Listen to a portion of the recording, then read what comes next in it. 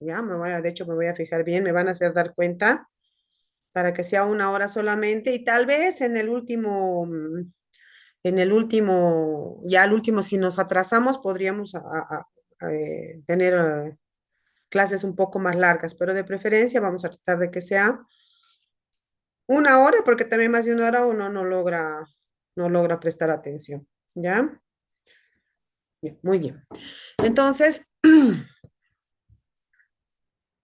vamos a dar continuidad a la parte en la que estaba el doctor Macías, porque la hematología, chicos, es una especialidad, a pesar de que es una subespecialidad, es una especialidad muy grande, ¿ya? Entonces, viene de la clínica médica, es decir, es rama de la medicina interna, ¿no es cierto? Medicina interna es una rama a la que ustedes ya están familiarizados desde este año, y en realidad la medicina misma se divide en cuatro grandes ramas, ¿no es cierto? Medicina clínica o medicina interna, clínica médica, le decimos casi en todo lado, cirugía general, ginecología y pediatría, ¿no es cierto? Entonces, estas especialidades son ramas de la medicina interna, es decir, son ramas clínicas. Deberían ser más pequeñas, sí, porque la medicina interna, como han visto, es gigantesca, ¿no es cierto? ¿Quién puede aprender todo medicina interna? Es realmente ser médico internista o clínico médico, es todo un reto, porque es realmente inmenso. Incluso siendo hematólogo, quiere decir que después de haber hecho medicina interna, he hecho una especialidad de hematología de 3 años, abocándome solo a enfermedades de la sangre, sigue siendo grande, chicos, sigue siendo grande. La rama, han debido ver ya con el doctor Macías, la rama más, bueno, una de las ramas importantes es la hematología benigna. La hematología benigna tiene que ver con todas las alteraciones hematológicas o que se representan en la sangre en un hemograma a partir de enfermedades sistémicas, crónicas, agudas, que repercuten en el hemograma, en la sangre como tal, ¿no?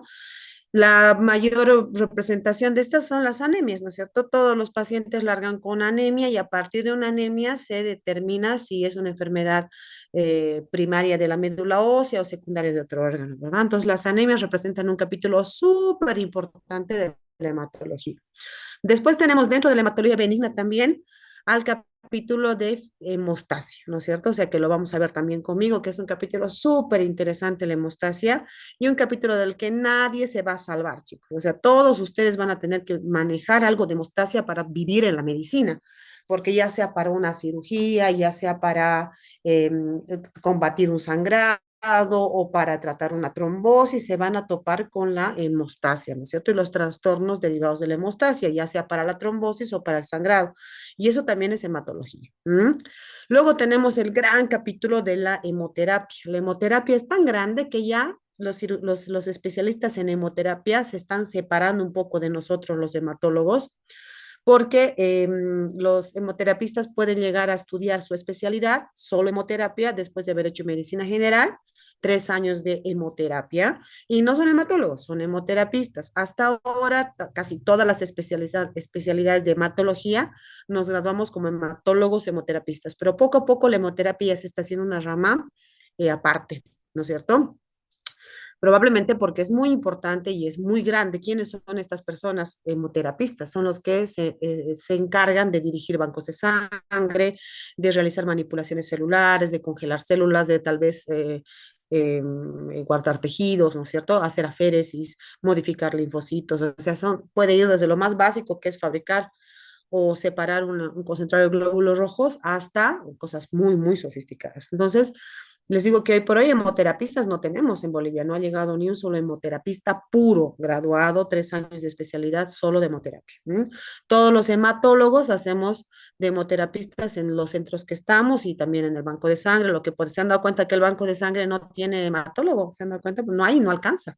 Entonces, el jefe de banco de sangre en este momento es una bioquímica, la doctora Herrera, que es bioquímica, que a su vez, como bioquímica, ha hecho una especialidad en inmunología, ¿no? Que es parte de la hemoterapia.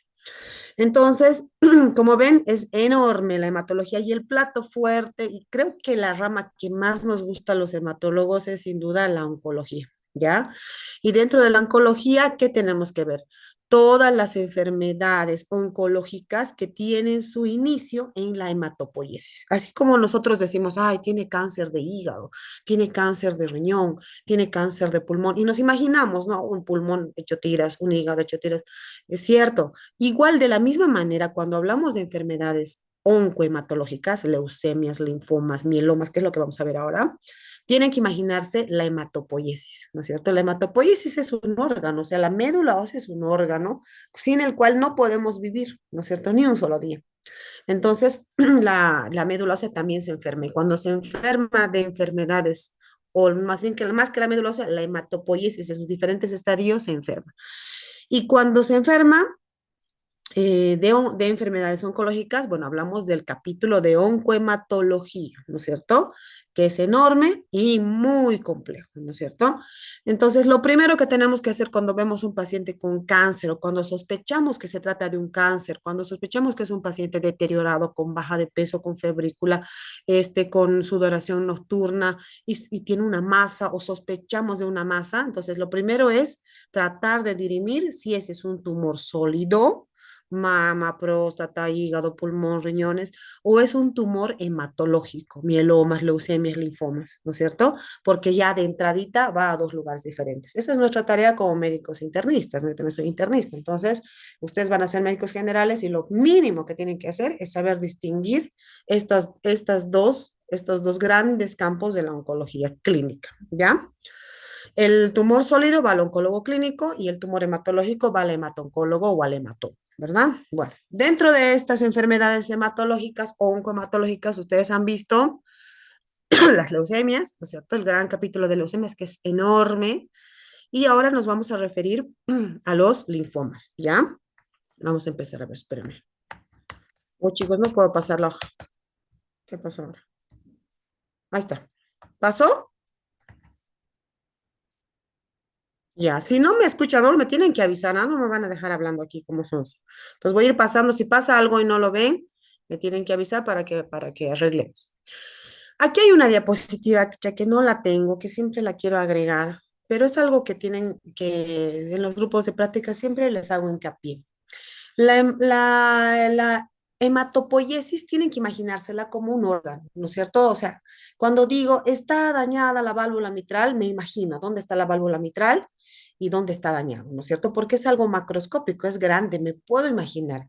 Lo mismo pasa en la hematopoiesis, aunque no lo veamos con nuestros ojos y necesitemos un microscopio, en el lugar donde se daña la hematopoiesis, ahí es donde van a ocurrir, o sea, dependiendo del lugar donde se dañe, van a ocurrir las diferentes enfermedades, ¿no es cierto? Oncológicas sobre todo. Por ejemplo, todos sabemos que la hematopoiesis se inicia de una célula madre hematopoyética que la llamamos stem cell, también se llama CD34 por su marcador, su clúster de diferenciación.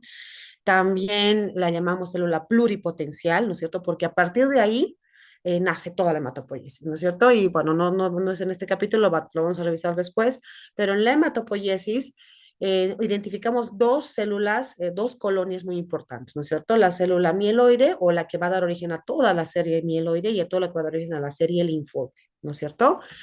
Lo que da origen a la serie mieloide, o sea, la serie mieloide son todas las células que no son linfocitos.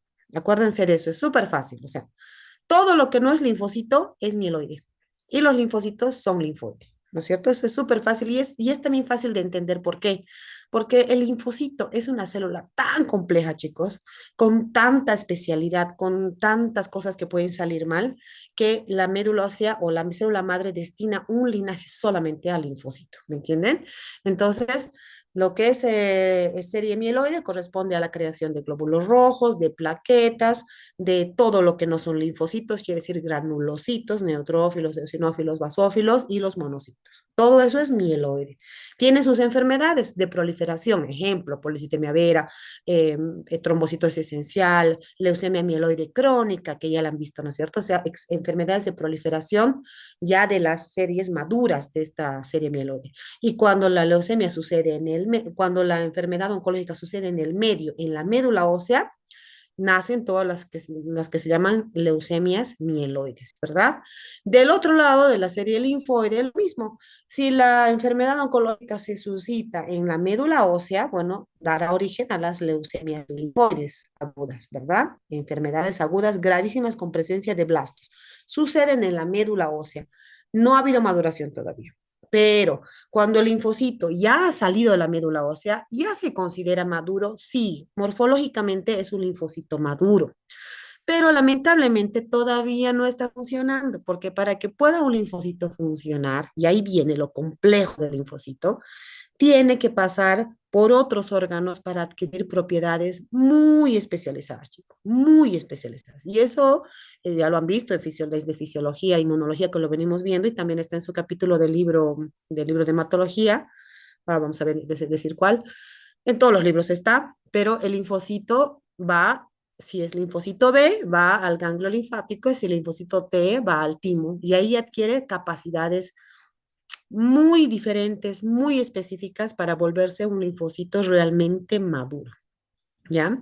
Entonces, cuando el cáncer sucede en esta etapa, cuando el linfocito está tratando de ser mejor, de graduarse del linfocito maduro, bueno, las enfermedades oncológicas que suceden en esta etapa se llaman linfomas. No se llaman leucemias, son linfomas, ¿no es cierto? Leucemias es cuando el linfocito se arruina arriba en la médula ósea. Leucemias, linfoides agudas. Pero cuando ya ha salido de la médula ósea, ya ha salido relativamente maduro, pero naif, inocente, y está entrando al ganglio y está queriendo ser un mejor linfocito, cuando le agarra el cáncer ahí, ahí aparecen todas las variedades de linfomas. Por eso se dice que los linfomas es un grupo heterogéneo de neoplasias de linfocitos. Y esta palabra tiene que grabarse heterogéneo, o sea, tiene formas de presentación infinitas. Por ejemplo, la leucemia aguda, ya lo han visto con otras Macías, tiene blastos, punto. Lo que vamos a ver son blastos, aumento de blastos, más menos blastos, pero es una enfermedad blástica en la médula ósea con representación en la sangre periférica. Pero no va a tener tumoraciones, podría tener la mieloide sobre todo, pero no es lo típico. En cambio, el linfoma o los linfomas, que son muchas variedades, pueden presentarse de la forma en que se imaginen, chicos. Por eso tiene su variante más frecuente, pero puede estar en los ganglios, puede estar en la piel, puede estar en el tubo digestivo, puede estar en los órganos, puede estar en los ojos, puede estar en el cerebro, en todo lado. Por eso se dice es un grupo heterogéneo de enfermedades neoplásicas, pero de linfocitos. Son los linfocitos, al final de cuentas, los que están dañados y los que se han agarrado al cáncer. ¿Qué linfocito? ¿El linfocito blástico, el que está arriba en la médula ósea? No, el linfocito maduro, ya en su camino para ser un linfocito especializado. ¿Me entienden? Proliferan sobre todo en los ganglios linfáticos, sí, sobre todo en los ganglios. ¿Por qué? Porque el linfocito va a ir en primera instancia, sobre todo el linfocito B, al ganglio linfático y va a sufrir ciertos cambios, va a querer ser una célula plasmática o volverse una célula B de memoria, o sea, va a querer ser más especializada y en ese trance le va a ocurrir el cáncer y el ganglio se va a inflar, ¿no es cierto? O sea, va a haber en la mayoría de los casos, un aumento de los ganglios linfáticos. Por eso se dice, no, los linfomas son cánceres de los ganglios. Sí, mi vecino puede decir eso, pero yo tengo que saber que no solo de los ganglios linfáticos, en realidad es una enfermedad de los linfocitos en su etapa de maduración en los ganglios linfáticos, ¿ya? Otros órganos linfoides también, sí, también el vaso, también las amígdalas, puede ocupar todos los órganos linfoides y otros órganos que no son linfoides. Incluso se puede meter a la médula ósea, no es una leucemia, es un linfoma leucemizado, son linfocitos maduros, pero expandidos en la médula ósea. Puede ser líquido cefalorraquídeo también. O sea, puede ser, sintomáticamente es muy rico, signológicamente es muy rico, lo puedo diagnosticar de una manera muy linda, ¿no? No necesito solamente hacer una médula ósea, puedo ver cómo se presenta un linfoma y lo van a ver muchas veces, no se les tiene que pasar de vista y tienen que saber dónde derivar. Entonces vamos a ver cómo lo vamos a sospechar, cómo nos imaginamos que puede llegar a ser un linfoma. Como ven ahí, tenemos varios grupos de ganglios linfáticos, ¿no es cierto? Entonces, cuando nos dicen, ¿para qué sirve el ganglio linfático? Entonces, los ganglios linfáticos también tienen obviamente una acción de drenaje, que los conductos linfáticos, etcétera, no es su principal función. Tienen que saber que la principal función del ganglio linfático es de defensa, o sea, es inmunológica. En ese lugar, en el ganglio linfático, se van a dar al lugar los procesos más finos de maduración del linfocito. El linfocito va a salir tonto de la médula ósea, va a pasar por el ganglio linfático, va a sufrir algunas no mutaciones, algunos cambios somáticos y se va a volver un linfocito maduro, es decir, va a poder cumplir con esta función tan importante de la inmunidad, que es reconocer lo propio de lo ajeno, ¿no es cierto?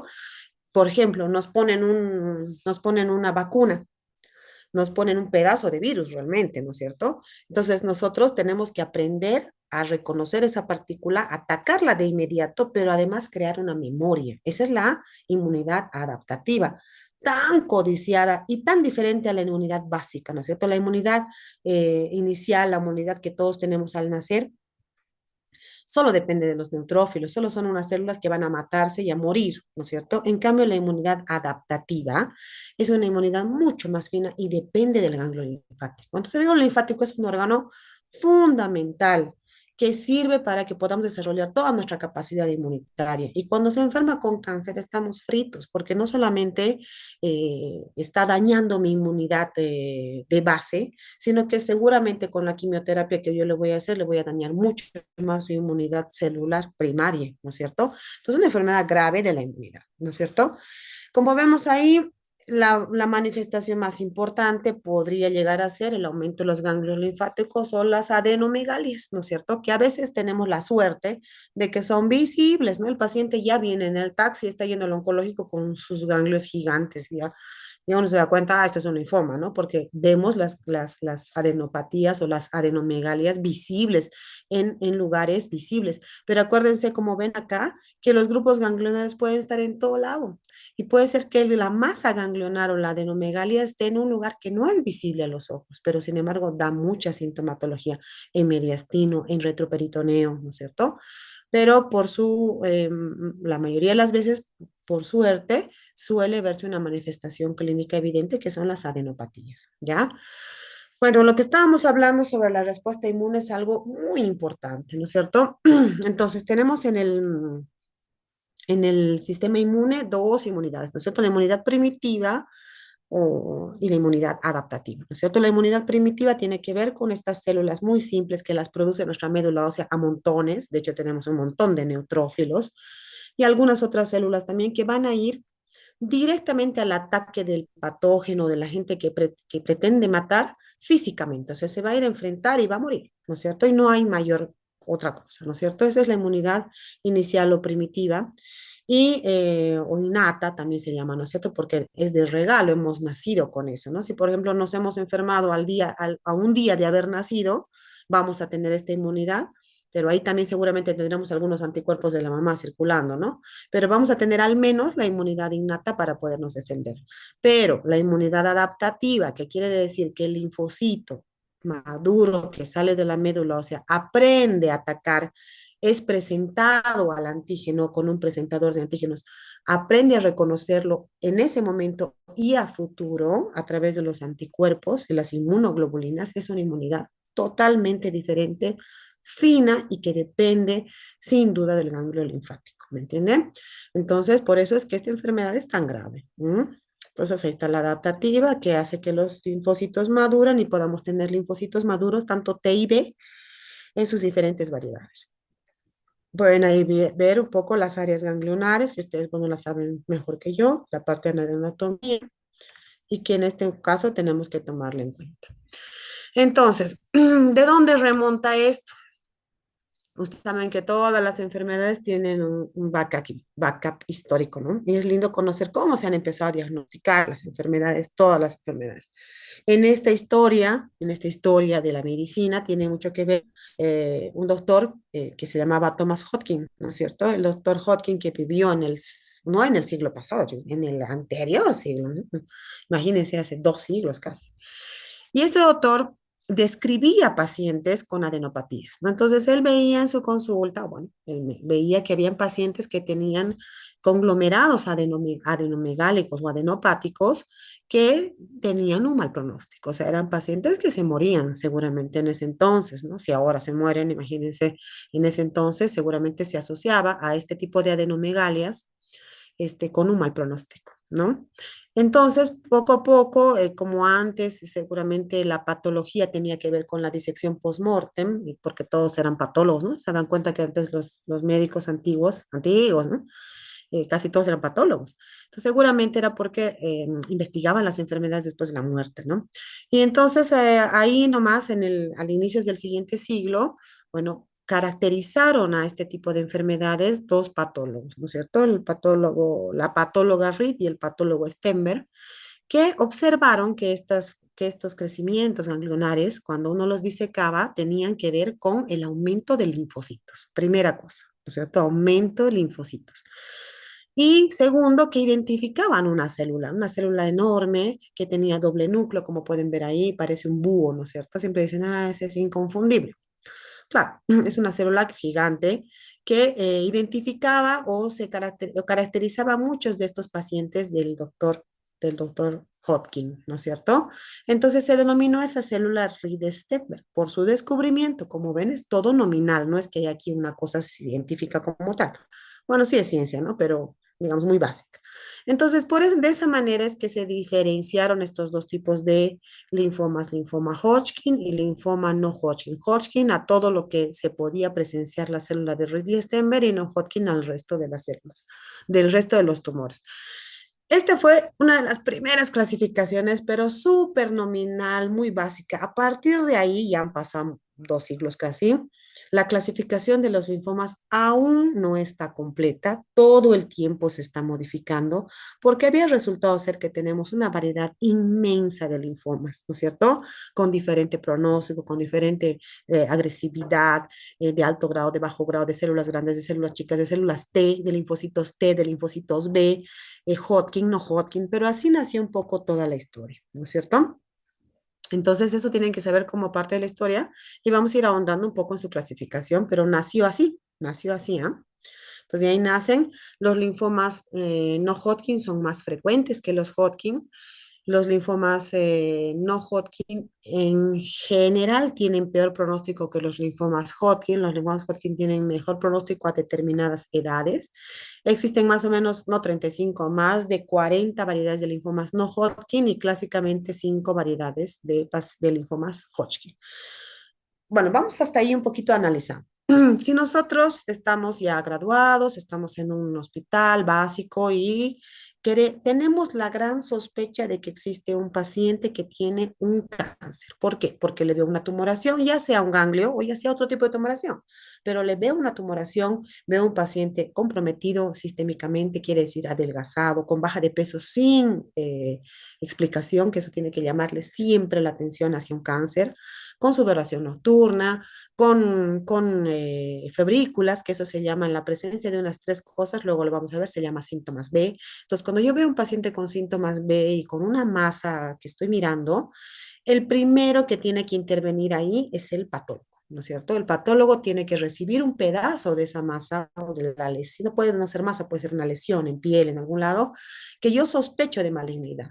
Entonces, como ven, como lo han hecho aquí hace tantos años, nosotros también hacemos lo mismo. Sacamos un pedazo y lo mandamos al patólogo, ¿no es cierto? Y el patólogo va a ser el médico indicado para decirnos, ya, en esta masa observo, puede estar la masa en la cabeza, ¿no? En el cráneo y decir, no, en esta masa observo células con un fenotipo de mama. Listo, viene de mama, no es del hueso, no es del cerebro, es de mama, ¿no es cierto? Tumor sólido, oncólogo clínico.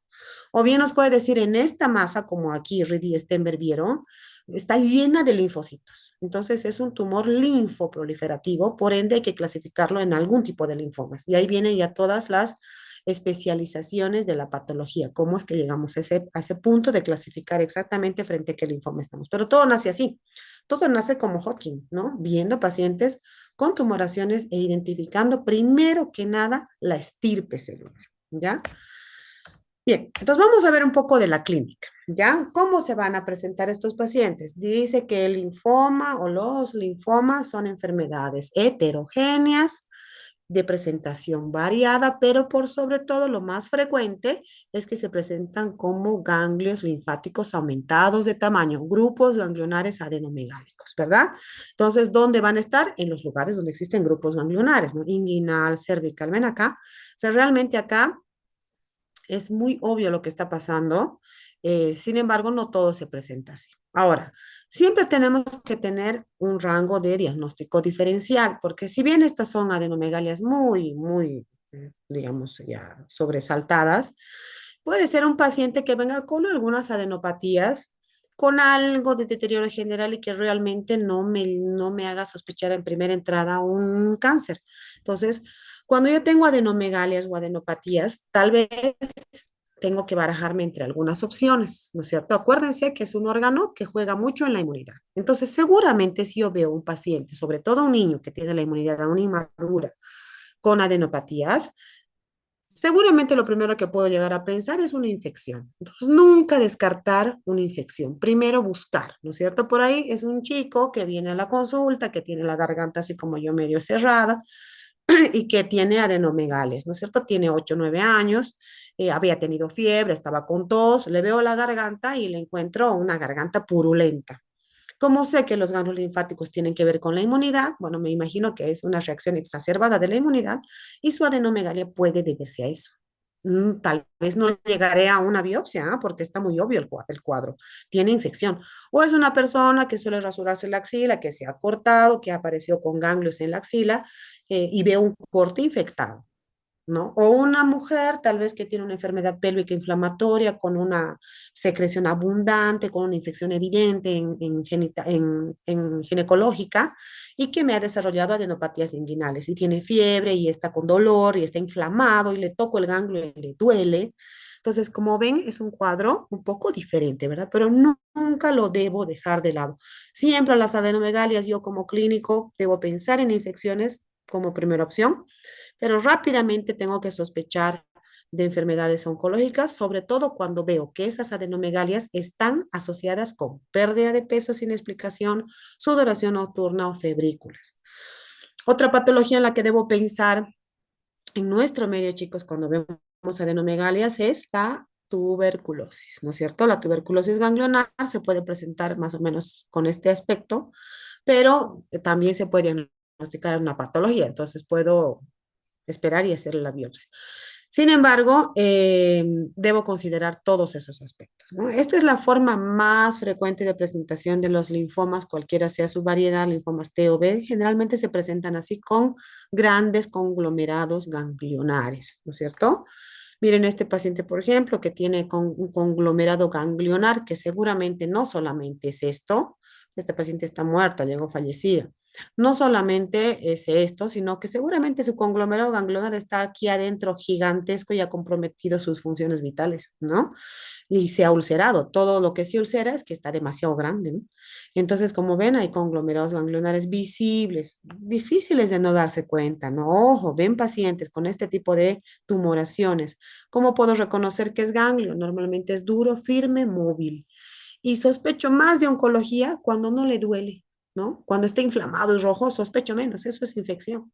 Pero si está así como esto, no doloroso, móvil, puedo identificar estructuras ganglionares, puedo ver, o finalmente hago una imagen, ¿no? Pero debe llamarme la atención hacia un diagnóstico de enfermedad linfoproliferativa o linfoma en cualquiera de sus variedades, ¿no es cierto? Que es lo mismo, ¿no? Linfoproliferativa es cuando no sé qué es y cuando ya sé qué es, digo linfoma tantos, tantos. Bien, esto no es una adenomegalia, simplemente esto es para que tomen conciencia de que cuando estoy frente a este tipo de pacientes con tumoraciones ganglionares, debo y que no cuadran con una infección en primera instancia, debo orientar muy rápidamente hacia la biopsia, ¿no es cierto? Entonces, las biopsias hoy por hoy para linfoma, seguimos nosotros utilizando la biopsia de exéresis, quiere decir sacar un ganglio completo o al menos un grupo ganglionar o algo que tenga una estructura que el patólogo puede identificar más fácilmente, ¿no? No sirve de mucho solamente hacer un aspirado con punción y unas cuantas células que el patólogo tenga una citología, no sirve de mucho. Sí tenemos que hacer una exéresis de ganglionar. Y aquí, como pueden ver, están haciendo una exéresis ganglionar, que toda cirugía oncológica, tal vez en su momento ya lo vean en cirugía, pues tienes algunas directrices, por ejemplo, no usar el bisturí caliente, ¿no? Porque podemos dañar estructuras que nos pueden servir para el diagnóstico, utilizar bisturí frío, sacar todo el ganglio. Es una condición que siempre pedimos a los cirujanos. Y ustedes tienen que saber y tienen que imaginarse que si estoy hablando de que está enfermo el linfocito, de nada sirve sacar todos los ganglios que el paciente tenga, porque el linfocito sigue circulando sistémicamente y va a enfermar a cualquier grupo ganglionar o estructura extraganglionar y el tratamiento será sistémico. Es decir, el tratamiento de una enfermedad linfoproliferativa o linfoma es sistémico con drogas en ciclos de quimioterapia. La cirugía solamente tiene un rol de diagnóstico, absolutamente nada más. Diferente a otro tipo de cánceres, ¿no? Por ejemplo, el cáncer gástrico, ¿no es cierto? Un cáncer gástrico ya diagnosticado, se debe sacar el estómago, una parte o todo. Entonces, la cirugía sí tiene un rol ahí de curación o de control de la enfermedad. En cambio, en los linfomas, no. El rol de la cirugía es únicamente diagnóstico, ¿no es cierto? Bien, en esta radiografía que está al revés, me parece, sí, está al revés. Lo que podemos ver, lo que es para mostrarles, es que a veces lo que es los ganglios que están aumentados de tamaño no son visibles, ¿no es cierto? Porque si son visibles, el paciente va a venir por eso. Me ha sido, doctora, mire, me ha salido este ganglio y sigue creciendo, listo. Diagnóstico mucho más fácil. Pero a veces el paciente puede tener adenomegalias en lugares que no son visibles y va a manifestar los síntomas dependiendo dónde esté. Por ejemplo, como vemos aquí en esta radiografía, esto se llama mediastino, ¿verdad? Entonces uno espera ver aquí la silueta cardíaca y tal vez el botón aórtico y nada más, pero como vemos acá, tiene un ensanchamiento del mediastino, ¿verdad? Un ensanchamiento del mediastino. Entonces, cuando veo esta imagen, veo que no hay neumonía, veo que no es otra cosa, es un ensanchamiento del mediastino, lo primero que me imagino es tumoración, ¿no es cierto? Hay una estructura que está ocupando un espacio, lo más probable que sea el grupo ganglionar mediastinal. ¿Qué manifestaciones podrá tener este paciente? Todas las que tienen que ver con el sistema respiratorio. Comenzará con tos, comenzará con eh, eh, eh, dificultad respiratoria, ya llegará a un nivel en que realmente estará con disnea de pequeños esfuerzos, ¿no es cierto? Pero seguramente este paciente ya en esta instancia va a tener la regla, ¿no es cierto? Baja de peso sin explicación, sudoración nocturna, febrícula, disnea, tos, después asociada. Entonces, buscando una neumonía, buscando la razón de su desaturación, por ejemplo, tengo que llegar a esta imagen y seguramente después ampliaré hacia una tomografía y veré que estos son ganglios, ¿no es cierto? Ganglios mediastinales que están apretando todo y están causando y van a causar mil problemas, ¿no? Lo mismo pasa con los ganglios abdominales. Los paquetes ganglionares o los acúmulos ganglionares abdominales están en el retroperitoneo, los más grandes. Por ende, cuando aumentan de tamaño, comprimen estructuras clave, ¿no es cierto? Sobre todo es comprimen los uréteres. Entonces, un paciente con adenomegalias retroperitonales puede debutar con todo tipo de cosas. Puede debutar con una pielonefritis, con una insuficiencia renal, puede debutar con una obstrucción del sistema digestivo, ¿no es cierto? Puede aplastar el intestino y hacer una obstrucción intestinal o una semiobstrucción intestinal y por ende tener todos los síntomas relacionados con eso, ¿no es cierto? Puede ser un paciente que está con náuseas, con vómitos, que no logra comer, que no va al baño, que no elimina heces, que no elimina gases, ¿no? Que tiene el abdomen distendido, una obstrucción intestinal causada por una masa que está de una manera extrínseca comprimiendo la vía digestiva o también puede comprimir la vía renal, un paciente con insuficiencia renal o finalmente puede haber hasta una perforación intestinal, ¿no? Por culpa de esa masa tumoral. Entonces, cuando se hace la imagen, la tomografía, seguramente lo que veré son ganglios que son retroperitoneales delante de la columna, aumentados de tamaño y tendré que biopsiar, ¿no es cierto? Si no he encontrado nada más periférico, tendré que biopsiar, entrar a una cirugía y ver qué es lo que está pasando, ¿no? Entonces, los síntomas me van a dar también la pauta, ¿verdad? Miren este otro tipo de lesiones. Estas lesiones son lesiones en piel, ¿no? Les he dicho que el linfoma es una enfermedad súper heterogénea, ¿no? Entonces puede presentarse de muchas formas. Las más frecuentes ganglionares, no se olviden de eso. Pero también puede haber otro tipo de formas de presentación, por ejemplo, esta en piel, ¿no? Entonces, ¿cuál es la premisa? Seguramente ustedes a lo largo de su carrera van a ver muchas lesiones en piel, muchas las van a poder identificar bastante fácilmente hacia una infección, por ejemplo, los hongos son fáciles de identificar en general, ¿no? Qué sé yo, una psoriasis puede ser, una lesión tipo alérgica, un herpes, ¿no es cierto? Entonces, hay lesiones bien típicas, ¿no? Que es difícil equivocarse, ¿no? Que semiológicamente las voy a ver y tal vez le achunte al diagnóstico, ¿no? Sin embargo, la mayoría de las lesiones es difícil que yo ponga las manos al fuego y diga, esto es un hongo, esto es psoriasis, es difícil. Entonces, ¿qué tengo que hacer frente a una lesión, la cual la tengo dudosa y sobre todo ha fracasado algún tratamiento o persiste y persiste tiempo? Lo que tengo que hacer es biopsiar, o sea, sacar un pedazo de la piel, que no es tan difícil, y mandar al patólogo para que pueda ver qué tipo de células se ven en ese tejido. ¿Entienden? Entonces, eso es muy importante. Cuando uno se enfrenta a este tipo de lesiones en nuestras carreras, sobre todo cuando uno está solo, sin apoyo diagnóstico, no es una buena idea dar medicamentos a priori, sobre todo los medicamentos tópicos. Ustedes saben que las cremas tópicas tienen combinaciones de medicamentos y casi siempre tienen un medicamento que se llama corticoide, un tipo de medicamentos que llaman los corticoides, ¿verdad? Ya sea en cualquier forma de dexametasona, triamcinolona, cualquier forma tópica endovenosa.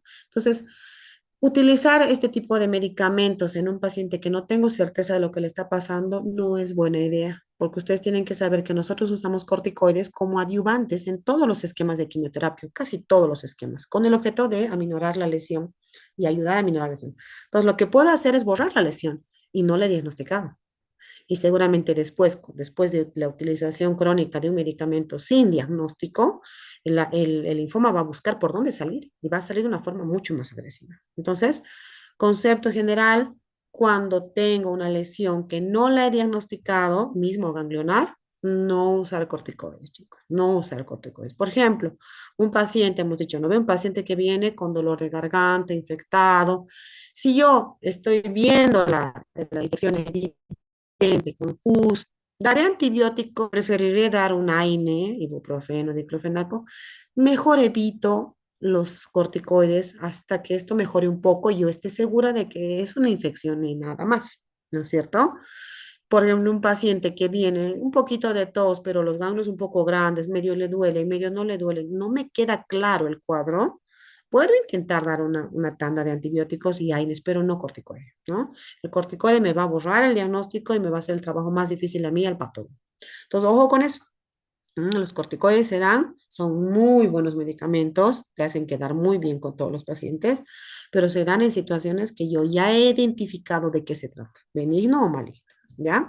Entonces, ven estas lesiones, cómo se ven, y esto es un linfoma. El linfoma que le encanta la piel es una variedad de linfoma T, ¿no? T cutáneo, de hecho se llama. Entonces, es una variedad de linfoma agresivo, ¿no es cierto? Entonces, ¿cómo se diagnostica? Pues con biopsia, ¿verdad? Bien, miren este otro tipo de presentación. Esto, como pueden ver, es un brazo. Aquí está su mano, solo que yo soy malísima fotógrafa. Su mano y su brazo, ¿no? Entonces, esta lesión se encontraba a nivel del codo. Del codo no tenemos grandes acúmulos ganglionares. Se presentó en un inicio, dice el paciente, porque lo hemos conocido así, pero se presentó como una nodulación, ¿no? Subcutánea. Nódulos subcutáneos que han crecido de una manera terrible y ha causado este tipo de tumoración, ¿no? Entonces, cuando hemos hecho la biopsia, resultó ser un linfoma no Hodgkin B, agresivo, ¿no? No, y no recuerdo ya si este señor solo tenía esta lesión, no tenía lesiones ganglionares, ¿no? Pero miren esta lesión gigantesca, ¿no? Otra forma de presentación no ganglionar con nódulos subcutáneos. Bien, otra forma de presentación de los linfomas, sobre todo de una variedad que se llama linfoma no Hodgkin MALT o de las mucosas, es en las mucosas, ¿no es cierto? ¿Qué mucosas le gustan a este tipo de linfoma? La mucosa gastrointestinal, también la mucosa palpebral, nasal también puede ser, pero tiene mucha más frecuencia en el intestino, ¿no es cierto? En el estómago y el intestino. Entonces, miren, este paciente a una endoscopía gástrica podemos ver cómo está el tejido dañado, ¿no es cierto? Necrótico, inflamado, horrible, ¿no? Esta no es una mucosa, la mucosa normal es como nuestra boca, rosadita. Entonces, como vemos esto, un desastre, ¿no? Cuando uno entra, cuando el gastroenterólogo se ha entrado, gastritis, seguramente se ha encontrado con estas lesiones. Entonces, lo que tienen que hacer es, otra vez, biopsiar. O sea, si no biopsiamos, no vamos a tener certeza frente a qué lesión estamos. Eso es un concepto que quiero que se lo graben. Cuando hay sospecha de cáncer, sospecha de neoplasia, porque una lesión es recurrente, es agresiva, tiene mal aspecto, ya sea en la piel, en la mucosa, la uña, en donde sea, la clave es biopsiar rápidamente. Parece una cosa súper básica, pero a veces no la hacemos y retardamos los diagnósticos hasta darles el mal pronóstico que tiene.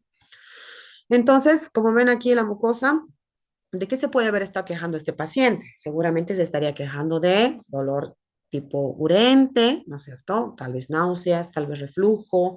Entonces, como ven, todos síntomas de vía digestiva superior que uno la interpreta como una gastritis, y si uno es muy liviano en sus apreciaciones, podría darle omeprazol y se acabó, y no es así, ¿verdad? Cuando una persona tiene sintomatología de vía digestiva superior, puedo dar antiácido, sí, para aliviar, pero debo encaminar hacia una endoscopía. Entonces, fíjense nomás en su casa cuántos se quejan de gastritis. Nadie ha tenido la dignidad de mandarlos a una endoscopía, la cual es súper importante, es mirar la lesión, ver si hay Helicobacter pylori para tratar adecuadamente la gastritis, o finalmente me puedo encontrar con una cosa de estas. Seguramente este paciente no solamente tenía gastritis, seguramente había bajado de peso, había dejado de trabajar, tenía sudoración en la noche, tenía un estado general de deterioro, ¿no es cierto? Entonces, ojo con las gastritis que no van a endoscopías, pueden estarse comiendo un diagnóstico tan grave como este, ¿no? Esta es otra paciente y este es una presentación, hemos dicho que es heterogéneo, ¿verdad? Una presentación un poquito más atípica, no es lo común, de hecho, creo que es la única que vi en mama primario. Quiere decir que esta señora, 40 años más o menos, tiene una lesión en mama, ¿no es cierto? Tiene baja de peso, tiene sudoración, se siente mal, va al médico, el médico ve la lesión en mama y obviamente lo que primero se imagina es que es un cáncer de mama, es lógico, ¿verdad? Tiene toda la razón. Lamentablemente, la biopsia de mama, cuando uno hace biopsia para detectar cáncer de mama, no es una biopsia en general excisional, no es que sacan un pedazo grande, hacen una cosa que se llama PAF, que es punción con aguja fina, y sacan un pequeño cilindro. Y a veces ese pequeño cilindro nos lleva a confusiones. Por eso el patólogo tiene bastantes técnicas para poder identificar de qué se trata, ya vamos a ver después. Pero lamentablemente a esta señora le hicieron un PAF y tenía medio que cuadraba con un cáncer de mama, finalmente lo definieron como un cáncer de mama, vino al hospital y resulta que a la revisión del taco de patología no se veía clásicamente como células de estirpe mamaria. Entonces el patólogo pidió nueva biopsia, en lo que hacíamos una biopsia excisional, que demoramos una semana más o menos, la masa ya estaba de este aspecto, mira, gigante, ¿no ve? Esto ya no tiene pinta de cáncer de mama. Entonces, obviamente, se sacó la masa y se definió, o el patólogo definió, que se trataba de un linfoma no Hodgkin, ¿no? Entonces, como ven, una presentación atípica, lo cual nos vuelve a comprobar que puede estar el tumor aquí y puede venir de los pies tranquilamente. Entonces, ¿quién va a definir eso? Patología. Entonces, en cáncer, chicos, los oncólogos clínicos y nosotros los hemato-oncólogos trabajamos de la mano con los patólogos. Es parte de nuestra especialidad, estamos juntos todos, porque es fundamental para orientar un diagnóstico y obviamente un buen pronóstico. Sin el patólogo, lamentablemente no podríamos llegar jamás a los diagnósticos oncológicos, ¿ya? Entonces, ven, este fue un caso muy interesante porque cuando le hicimos la tomografía no tenía ninguna adenomegalia, es decir, era un linfoma no Hodgkin extraganglionar primario de mama, quiere decir que solo estaba en mama. ¿Mm? Muy interesante y bueno, tuvo buen pronóstico, se trató y fue bastante bien esta señora. Ahora existen este otro tipo de lesiones, miren, lesiones un poco más feas, en lugares todavía más atípicos, ¿no ve? Hemos dicho lo más típico, ganglios aumentados de tamaño, no dolorosos, móviles en general, en conglomerados, no asociados a infecciones, con un paciente deteriorado, con baja de peso, sudoración nocturna o febrícula, síntomas B. Eso es lo típico, ¿no es cierto? Pero hay estas presentaciones bastante atípicas, como esta que vemos acá, que tiene una lesión nasal, ¿no? puede ser de esta manera. Lo más frecuente de la lesión nasal en linfomas son los pólipos nasales. Quiere decir, es un paciente que se queja de que su nariz se tapa, que siente algo ahí. Paralelamente, él está medio deteriorado, medio que tiene anemia, le hacen un hemograma, no saben qué es, y el paciente sigue quejándose de lesiones dentro de la nariz, ¿no es cierto? ¿Qué es lo que corresponde? Que vean al otorrino, que el otorrino le haga un examen y pueda identificar estos pólipos, que no es una conducta adecuada, que se quemen todo el tiempo esos pólipos, ¿no es cierto? O sea, claro, los pólipos nasales son frecuentes, pero ahí está la pericia de cada médico en su especialidad de darse cuenta si tiene un aspecto maligno o un aspecto benigno, pero en general, chicos, en general, y esto quiero que se les quede, la biopsia es fundamental. Si yo estoy observando una lesión que no me cuadra y aunque sea una lesión típica, si tengo la oportunidad de biopsiar, es mejor que biopsia todo, ¿entienden? ¿Por qué? Porque a veces nos llevamos con estas sorpresas y nunca biopsiamos hasta que la cosa ya es muy grave. Por ejemplo, como pueden ver, esta señora empezó con pólipos nasales, ella dice, ¿no? Es una viejita. Esta señora es una viejita que ha trabajado en la casa de una familia, casa de familia, desde que era niña, traída por su mamá, o sea, su mamá ya era empleadita, ella siguió. Por suerte, la familia de esta señora la quería muchísimo, ya sus hijos, ¿no? Sus nietos, y le ayudaron mucho con el tratamiento, pero lamentablemente tuvo mala suerte porque cuando tuvo este problema de la obstrucción nasal, observaron pólipos y le quemaron, ¿no es cierto? O sea, no indagaron un poco más en el diagnóstico. Y se infectó, ¿no es cierto? Pensaron que se trataba de una leishmaniasis, ¿no? Que es frecuente en nuestro medio también. Entonces empezaron un tratamiento para la leishmaniasis que no era. Y en ese interín la paciente se contaminó se sobreinfectó con miasis, ¿no? Que es una infección de la mosca. Y de esa manera, más el tumor, como pueden ver, perdió la pirámide nasal. ¿Se dan cuenta? Desastre. Entonces, ¿qué había que haber hecho aquí? Biopsiar desde el minuto cero, ¿verdad? Biopsiar. Obviamente esta paciente llegó en este estado, se imaginarán, deteriorada con baja de peso, todos los síntomas B. Se logró hacer una biopsia finalmente y se determinó que se trataba de un linfoma no Hodgkin T a células T de tipo nasal, ¿no es cierto? Que llamamos así, T nasal. El tratamiento se lo hizo de forma sistémica, que la cirugía no tiene nada que ver. La masa no solamente era acá, sino la masa está en los senos paranasales, incluso toma el hueso, ¿no es cierto? Puede pasar a órbita incluso. Está en toda la parte retronasal. Se pudo frenar la enfermedad, se pudo reparar este labio, bien que el labio está caído, se lo pudo reparar acá, pero bueno, la paciente después seguramente recayó y falleció, porque esta es una variedad de linfoma muy agresivo y con una edad de la paciente que no le da muchas posibilidades de recibir quimioterapia intensa, ¿no es cierto? Ahora vamos a ver también los conceptos de cuándo el paciente puede recibir quimioterapia, cuándo puede ir mejor, ¿no? Bien, entonces como ven, terrible, ¿no es cierto? Un cuadro, ¿quién se puede imaginar que esto es un linfoma? Es un linfoma, ¿no? Entonces, concepto importante, biopsiar las lesiones. Bien, entonces, como vemos, los pacientes con linfoma se pueden presentar de múltiples formas. La mayoría de las veces, por suerte para nosotros, con adenopatía. Si el mismo paciente está diciendo, doctora, aquí está mi problema, aquí, no tienes que buscarle. El paciente ya viene con una signología clara, pero muchas veces son en lugares no visibles, puede haber hepatomegalia, esplenomegalia, puede haber infiltración a médula ósea en un porcentaje de los pacientes, sobre todo en los linfomas agresivos que no han iniciado todavía ningún tipo de tratamiento, rápidamente el linfoma se va a la médula ósea. No es una leucemia, es un linfoma leucemizado. El tratamiento es para linfoma, no para leucemia. También puede ir a cualquier lugar extraganglionar que se imaginen, cualquier lugar. Justo esta mañana vimos una paciente que ha hecho infiltración a nervio, el linfoma ha recaído y ha dejado ciega, ¿no?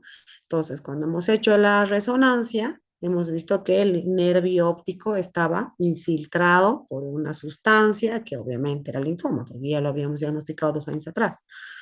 Entonces, y ahora está recayendo en retronasal, ¿no es cierto? Está su nariz totalmente tapada y cuando veamos eso en la tomografía seguramente hay una tumoración. Entonces, múltiples formas de presentación. Cuando es extraganglionar, ya me puedo imaginar que es un linfoma de alto grado, de una presentación atípica y seguramente con muchos problemas, ¿no? También se puede ir el sistema nervioso central, sobre todo este tipo de linfomas agresivos y también algunos tipos de linfomas cuando empezamos el tratamiento sistémico con quimioterapia sistémica, la célula escapa de la quimioterapia y trata de meterse a los santuarios. Santuarios llamamos a los testículos y al sistema nervioso central, que tienen barreras muy efectivas para evitar que entre todo, lo bueno, lo malo, todo es difícil que entre ahí adentro, ¿no? Antibióticos no entran, tampoco entran tóxicos, pero una vez que entran, estamos fritos, ¿no? Entonces hay algunos linfomas que hacemos punción lumbar y vemos lleno de linfocitos el líquido cefalorraquídeo, gravísimo, ¿no? Con compromiso neurológico.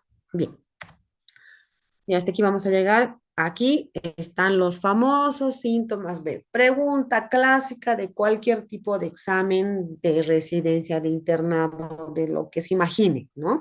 Los síntomas B es lo que caracteriza y nos hace pensar en un cáncer, chicos, ¿no es cierto? Uno no piensa en un cáncer solamente porque tiene un tumor. Uno piensa en un cáncer cuando ve que hay fiebre sin explicación, ¿no es cierto? Sudoración nocturna o una pérdida de peso no justificada de al menos 10% en el último medio año, ¿no es cierto? O sea, tengo que comprobar que el paciente no ha hecho nada para perder peso y ha perdido peso, ¿no es cierto? Entonces, estos síntomas constitucionales están presentes en el 60% de los linfomas, no, los linfomas en general, y también están presentes en tumores sólidos, ¿verdad? También. Entonces, ojo con uno de estos síntomas, suficiente para decir, tiene síntomas B, investiguemos cáncer. ¿Ya? Bien. Bueno, aquí vamos a dejarlo porque ya es una hora. ¿Tienen alguna pregunta? Sin cáncer. ¿Qué necesito tener? ¿Mm? Una biopsia, doctora. ¿Quién me ha Biopsia. respondido dónde está? Eso, una biopsia. Biopsia, chicos. No es suficiente con que parezca tumor, no es suficiente con que el mastólogo diga, esto es pues cáncer de mama, el radiólogo, esto es pues cáncer, esto es cáncer, esto. No. Necesito tener un pedazo y necesito que el patólogo me identifique la célula maligna y la válida. Entonces, tiene que quedarse grabado a fuego. No puedo comenzar ni una gota de quimioterapia, no puedo empezar ni una cirugía, ni radioterapia, ni quimioterapia, ni nada, si no tengo la evidencia del cáncer. La evidencia del cáncer es patológica, está en manos del patólogo, no solamente con sus ojitos, sino que tiene que hacer un estudio que se llama inmunohistoquímica. Hay muchos más sofisticados ahora, pero lo que tenemos en nuestro medio es la inmunohistoquímica, que hoy por hoy sigue siendo diagnóstico de cáncer. Lo vamos a ver en la siguiente clase, ¿ya?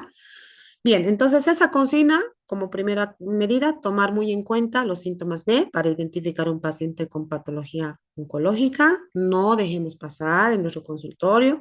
Ha venido para ponerse una vacuna, pero señor, usted está súper flaco, está mal, no quiere comer, no tiene apetito. Sí, doctor, he dejado de trabajar.